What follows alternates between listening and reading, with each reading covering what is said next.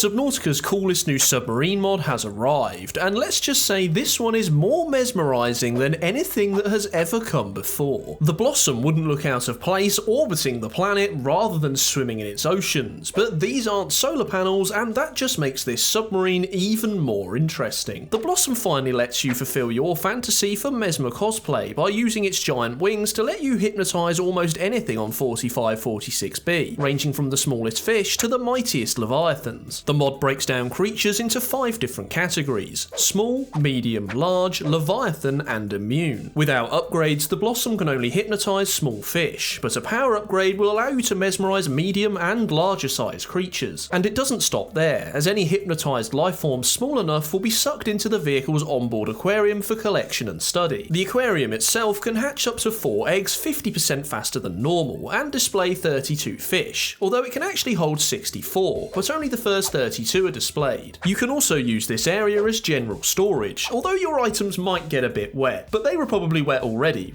right? Unfortunately, anything that's too large for the aquarium in your base is also too large for the Blossom, so nothing larger than 2 tall or 4 wide can be added to the vehicle's onboard aquarium. But you'll still have these creatures eating out of the palm of your hand, just not inside your submarine. Although if you decide to use the 1x1 items mod, most creatures should be able to be displayed within the Blossom itself. You should also be careful what you put inside, because if the vehicle is destroyed, all of those creatures will come swimming out, and if they're no longer mesmerized, they might just see you as lunch instead. On a side note, the destroyed model for the sub also looks really cool and goes a long way to keeping you immersed in the world. Or maybe I should say mesmerized by it, because if you open the vehicle's wings and swim around its front, you might also quickly discover that you're not immune from its hypnotizing effects either. Maybe it's actually a good thing you can't fit in the aquarium. The vehicle is pushed through the water by a single large propeller powered by 3 power cells. This lets the vehicle reach a maximum speed of 11.7 meters a second when its wings are folded in, which actually makes it slightly faster than a Seamoth. With the wings deployed and mesmerizing, the speed drops to a respectable 5.2 meters a second, which is still fast enough for maneuvering in enclosed spaces. The Blossom also has a brand new onboard robotic voice to welcome you aboard and warn you when things might not be going quite to plan. The mod also comes with 2 new songs, one which plays when the vehicle is first unlocked and the other when the vehicle is first constructed. These tracks fit in well with the rest of the game and definitely meet the Subnautica vibe. If you want to craft the Blossom, first you're going to need to find and scan 5 fragments which also have a unique sound when discovered. This will then let you craft the vehicle from a mobile vehicle bay. To complete construction, you will need a titanium ingot, 2 computer chips, enameled glass, an advanced wiring kit, and a willing test subject hatched from an alien containment facility.